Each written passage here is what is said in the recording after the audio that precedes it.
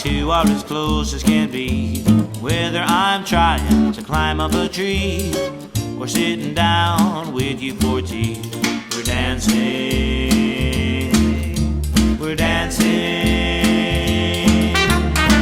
Sometimes we go for a long stroller ride, or in the playground I can go down the slide. It doesn't really matter the things that we do, all that matters is just me and you.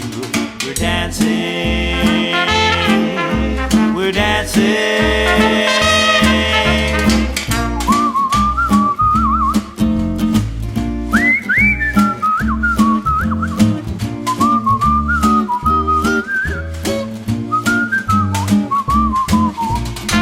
My ballerina and me, we two are as close as can be. So thanks for stopping over to come and see my ballerina, my ballerina, my ballerina and me.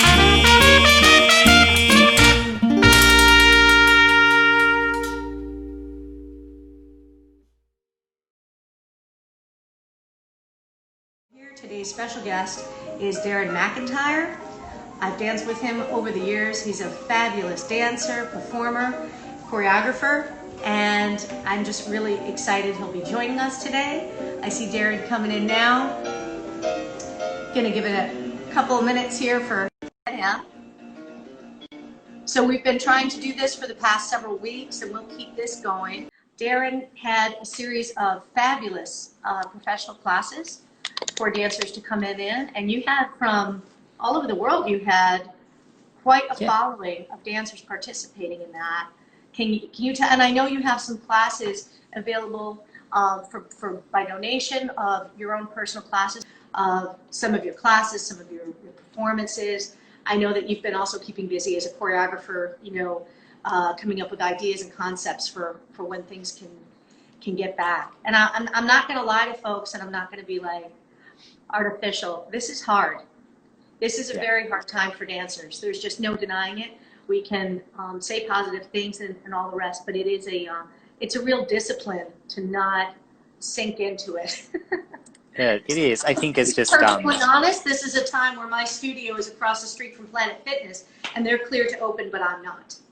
And the thing is, the arts are tough enough financially, and to open and to risk getting fined some horrible amount that might permanently shut you down is not something I want to do. I don't want to dig a hole I can't climb out of, and so I'm doing everything I can do in the way we can do it, you know. And a lot of dancers, a lot of the kids I teach, they're a little bit nervous to come out.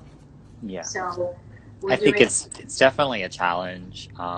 Not just, I think mentally and emotionally, and also obviously physically. If you're seriously running a variation, it's hard enough to breathe. It is hard enough stamina-wise to get that. And so, and I think that's one that brings up a really good point, Elizabeth. I think that a lot of dancers are expecting to be able to go back into the studio and be exactly where they were before, and not only the mask is a hurdle as far as breathing and things, but they also, like, for example, I went back to rehearsal and started a cappella rehearsal and was going full out with feeling and sprained my ankle because my body just wasn't able to accommodate what I thought I was able to still do. And so that was a really big lesson learned for me. So I think that dancers just have to be aware that we're all in this. All directors, choreographers, teachers, and ourselves as dancers all are in the same boat, and we should all be aware that everyone is understanding that 2020 is like a big gap on your resume almost, like nobody has done anything. So that should be reassuring, and not to rush back when we go back. I think that that's going to be really important to monitor as teachers, but also as dancers ourselves, because we're so excited to be back in the studio. Yes. Yeah. And but the regulations that come with opening a business now are very difficult. Very difficult. And this is a time where I would also say I'm very happy for the studios that have found a category and a way to be open, and I'm very happy for them. And I would encourage other people who, like myself, where I look up my category and I'm not officially cleared to be open, be kind to each other. Don't resent people who can be open and you can't. Don't do something unkind. You know why I say that? I say that because I've heard stories where different competitors will, the term is, rat each other out and harm the studio. Don't do that. The dance community is small enough and struggling enough. So let's support each other. If people can be back in the studio and they can train, I am so glad. I'm so happy for them. That's not yet in the cards for me, and I'll see what's going on with that. But I would encourage people to be kind to each other and supportive of each other, because that's one real problem I have with the ballet world, frankly, and why I started something on my own. Because I think there's a true lack of community in the ballet world, where people are so concerned about, I don't know, not taking each other's dancers, not stealing each other. It gets very territorial. But I'm hoping the one thing that can come from this is maybe it will join people together in a way that maybe dancers that ordinarily would not be talking to each other from different companies find common ground and realize, yeah, we're all just trying to find a way to get back on stage and to do what we love. And I think that I think one of the positives though that has come out of this has been like the accessibility that people have had via the internet and via Zoom, and that platform has been really encouraging and really, really positive, because you were able to take classes with people that maybe you wouldn't, or talk to people also. There's just been so much fantastic, like that's one thing where I think the dance community has really come together, is like everybody has been there's been so many platforms that have been offered to dancers. On one hand, the positive to that is that the accessibility that everyone had was fantastic. On the other side of that, it was really hard for people to make an income because everything was free, and so that as much as I enjoy the positive side of being able to share the masterclasses and things with people, it has certainly taken a toll on teachers and directors and people that's their livelihood. So I feel like people don't really necessarily understand that, but so there's a lot of positives, but the positives also bring new challenges to the community and to the industry.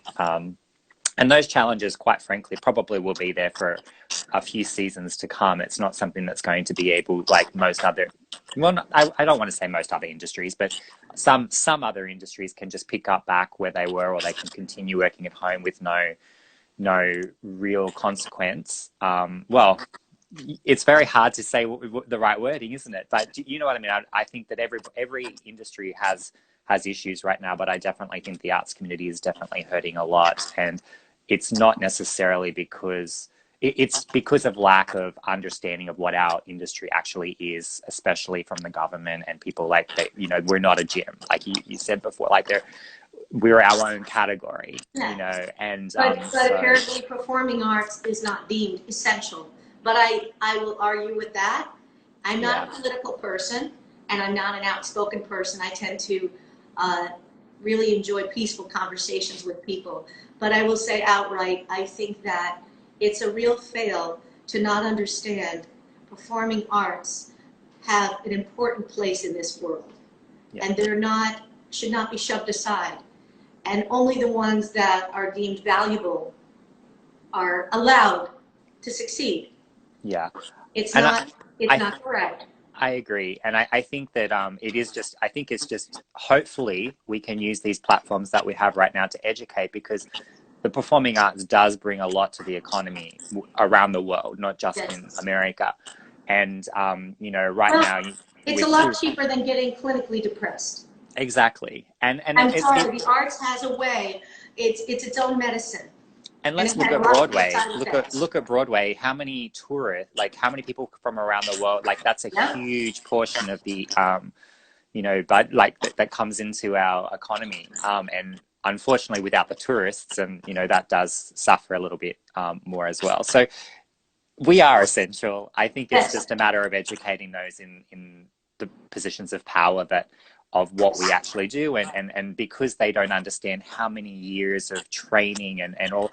I mean, it's really hard to get a bachelor's degree in the performing arts. So, you know, like, it's a lot of commitment, a lot of time. It's not just those 4 years at college. It's all the preparation that goes into prior that. So I think that it's just, we need to educate those in those higher positions, so that they understand. So if this does happen again in the future, that the people after us won't have the same battle to come back or to justify our industry, so to say. Yeah, but we'll get there. I met with a few of my dancers last weekend in Battery Park for a very kind of informal, spread apart gathering outside to do bar along the Esplanade.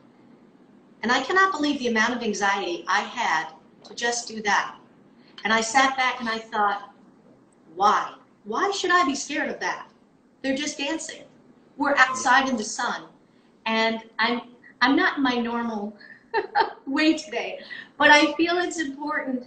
I heard somewhere, freedom is the ability to say 2 + 2 = 4. Right. And I'm going to say that if you can't have children outside breathing, and I couldn't see if they were smiling or not, and I don't think so. If you're spread out and you can smile and you can dance, what is wrong with that? I see students sinking. I've seen students on my screen becoming depressed. I've seen it.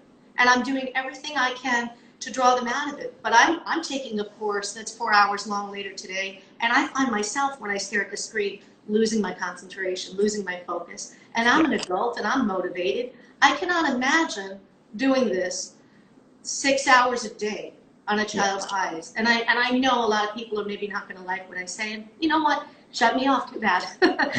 This is how I feel. I'm grateful to live in this country, and I will say some things that I do think. And I think that staying mentally happy is not just doing what you're told makes you happy, right? What makes you happy, Darren, what makes me happy might be two very different things, but it's what keeps us going. I don't want to just be a mindless robot that's told what my destiny is. That studio took me 26 years to get.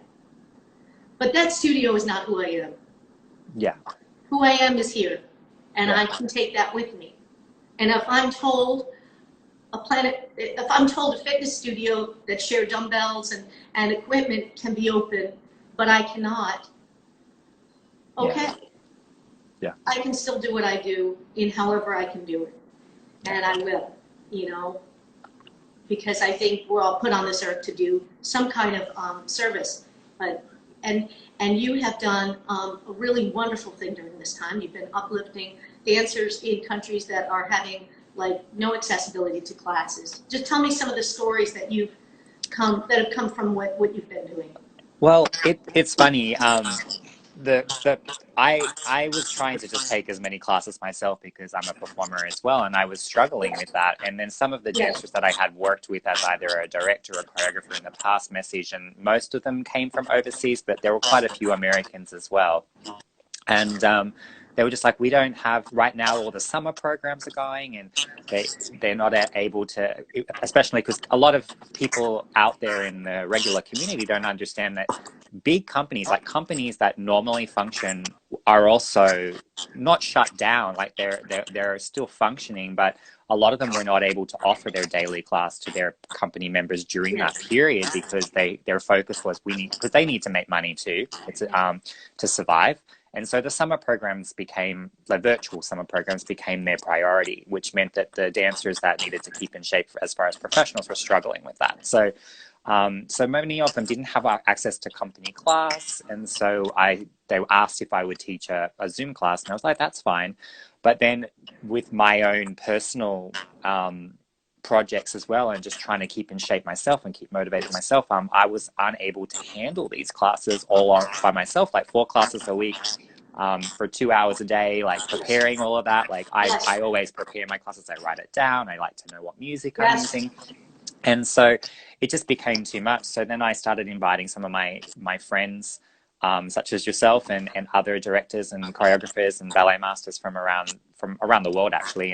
And a lot of them were just like, yeah, we feel the same way, and what can we do? And so we started this masterclass platform for dancers, and it just was, I don't think, I mean, it was amazing that the dancers got to take classes with these incredible guest teachers and things, and that was one of the biggest pluses probably for the dancers.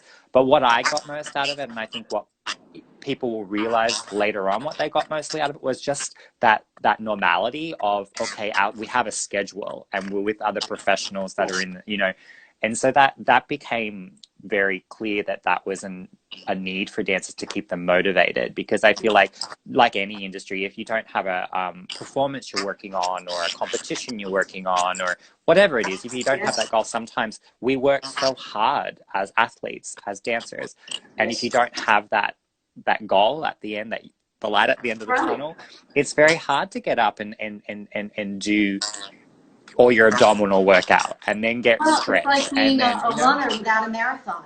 Exactly. Yeah, it's good to run, but if you have that reason.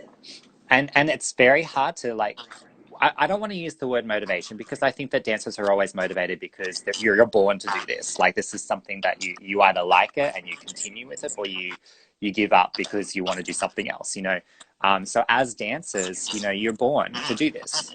And so I think that motivation isn't the right word, but dancers are definitely struggling not having that artistic outlet of the final product.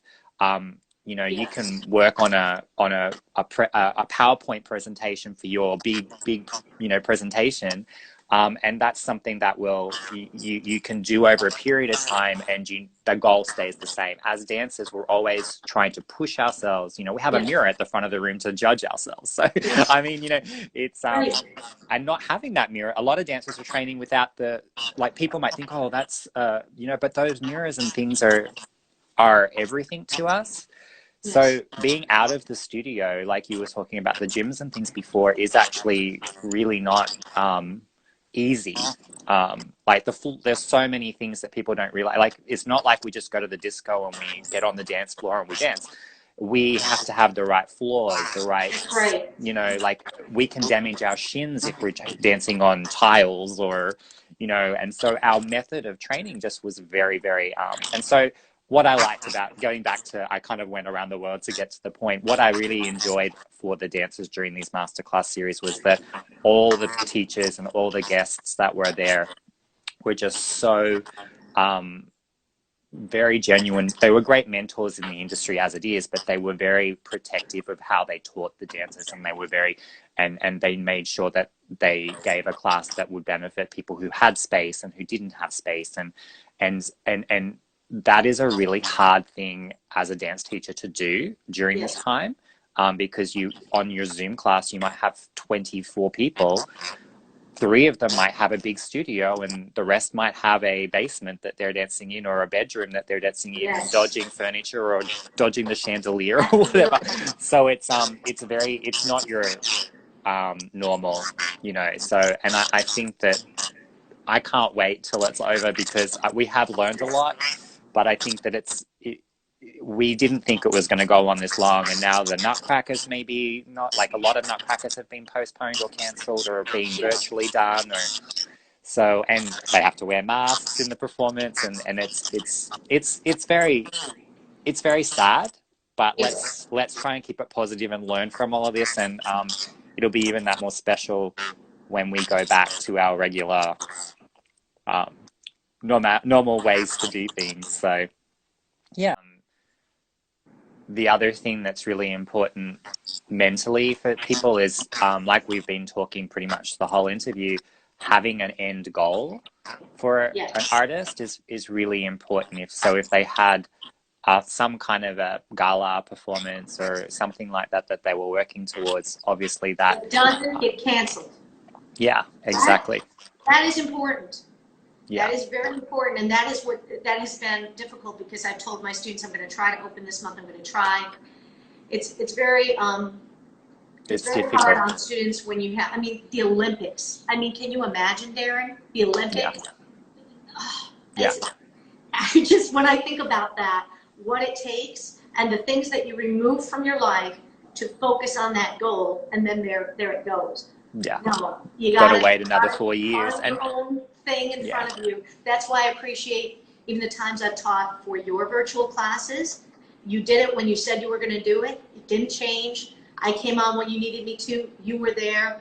We were accountable for each other, and that helps. So I'm grateful for friends like you, that you keep your word. You're consistent. You're a complete professional on whether you're on stage or teaching or choreographing. So folks watching, if you're a high-level dancer, I know, Darren, you coach at times, right? Private lessons. It's hard at the moment because it's hard to ask people for money.